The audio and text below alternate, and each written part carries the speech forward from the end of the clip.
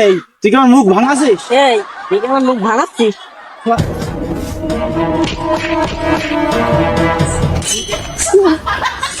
বলেই গেছ পেরেতে পেরেতে পেরেতে পেরেতে পেরেতে পেরেতে বুঝলা না পেরেতে আগে বুঝলা না সজনী গো পেরেতে আগে বুঝলা না কি রে কই দুলাভাই নাকি? এই কেন রে আমাকে দেখে কি তোদের চাচা মনে হয় রে?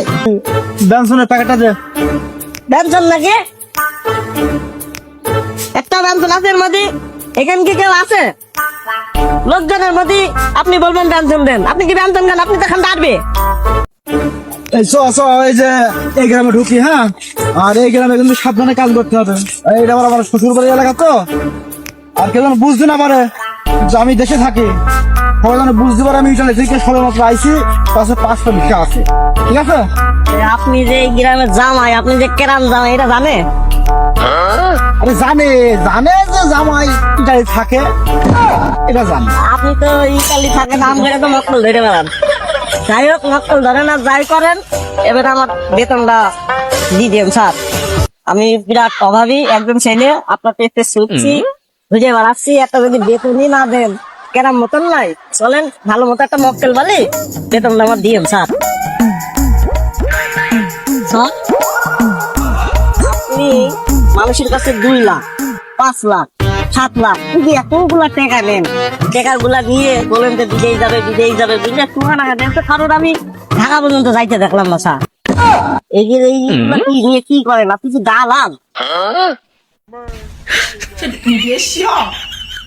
এই আমি তো টাকা দিতে পারি না, ঠিক আছে, কিন্তু তাহলে এইসব দালাল দালাল, আমি দালাল? আমি তো সুদূর ইটালি ছিলাম, সেটা মাসের বুঝলো। চলো, দেশের অবস্থা ভালো নাই, আর এই পরিস্থিতি এখন শোনো, দেশের লোকজন যাবে, এই গরিব গ্রামে ঢুকছে, মানুষ খালি বলবা যে স্যার ইটালি ছিল, 5টা ভিসা আইনেছে, যাওয়ার জন্য বলবা, ঠিক আছে? চলো।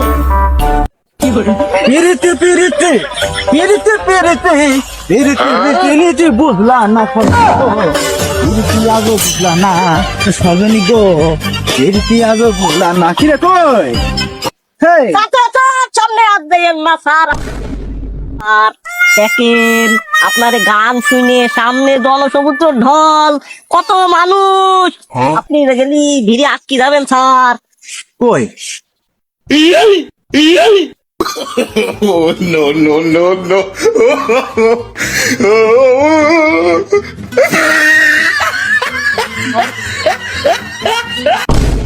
এই আমি তো সামনে করে দেখতে পাচ্ছি না, এই শুধু একটা ওই যে এই যে কুকুর, কুকুর দেখতে পাচ্ছি না।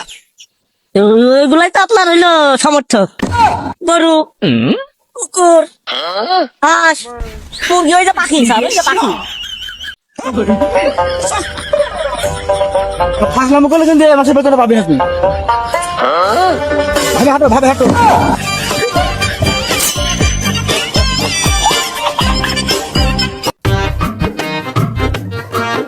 বড়ি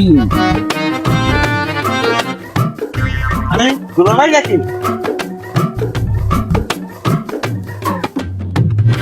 এই কেন রে আমাকে দেখে কি তোদের চাচা মনে হয় রে? না মানে দুলাভাই, শুনেছিলাম আপনি বিদেশ ছিলেন, আর দেশে আসলেন কবে তাই জিজ্ঞেস করলাম দুলাভাই না। ওই ছিরে তোর অবস্থা এরকম কে? ছিড়া ছিড়ে জামা, তো গরিব রে। লুঙ্গি, আমার লুঙ্গি পরে। কি বিষয়? আর কি বুঝলো দুলাভাই, এই অভাবে সংসার, সারাদিন মাঠে জোন ফুটে এসে অভাব কাটছে না সংসার। এই যে বউ 4-5টা ছেলে দিলে, ঈদের খরচ জ্বালাতে আমি হিমশিম খেয়ে গেছি। এই মুখ দেখতে গেলে পাছা বেরিয়ে যাচ্ছে, পাছা দেখতে গেলে মুখ বেরিয়ে যাচ্ছে।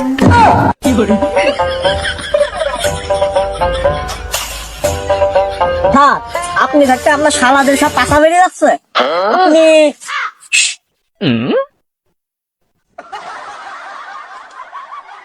বলছে ওই মালপাতি কিছু আছে নাকি? দুলাভাই, আপনার কি এই ডলাডলি আর অভ্যাস আছে? আগে তো ছিল না, বিদেশ গিয়ে কি শুরু করেছেন? আরে ওইটা না তো ছেলে, মাল মুলতি ডলা ডলি মাল নাই, মাল মুলতি কর করে নোট আছে, থাকলি ইটালি। ওই দেখছি ওই আমার কাছে, আমি তো এটা নিছিলাম 5টা ভিসা আছে, খুব ভালো ভালো একটা ভিসা নাকি। ওই বেশি নেবো না, ওই ওগুলো দাম খুব বেশি, মনে করো যে একটা ভিসার দাম 10 লাখ 15 লাখ, আর শালা সুমন্দি হয় যে 50% ডিসকাউন্ট দিতে হবে। আচ্ছা, কি ওই আছে নাকি 5 লাখ? না দুলা ভাই, নগদ 5 লাখ টাকা থাকলে গিয়ে মাঠে কাজ মাছ করে খাতাম। টাকা নেই, অবশ্য মাঠে 2 বিঘে জমি আছে।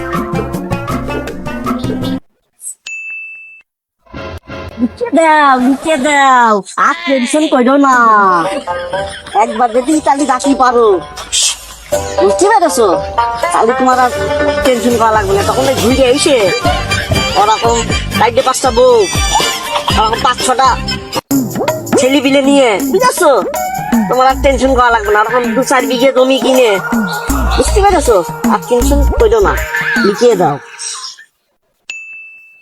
দুলা ভাই, আমার কিছুদিন সময় দেন, আমি এই জমিটা বেচে ইতালি যাবো, একটা ভিসা রেখে আমার জন্য। সমস্যা নেই, ইটা আর ওই হ্যালো, আমাদের 5টা ভিসা আছে, ওখানে একটা ভিসা যদি ভালো, সবচেয়ে ভালো সাইড করে রাখ, তাহলে জমি বেচো, বেশি না 5 লাখ রেডি করো, ঠিক আছে? ঠিক আছে দুলা আর যদি পারো ওই গ্রামে তোমার আর কিছু ভাই বেড়াদের আছে না, একটু রাজনীতি কাজই করিও, আর সাইড ভিসা থাকলো, ঠিক আছে? যাও, আচ্ছা দুলা। চলো হ্যাঁ।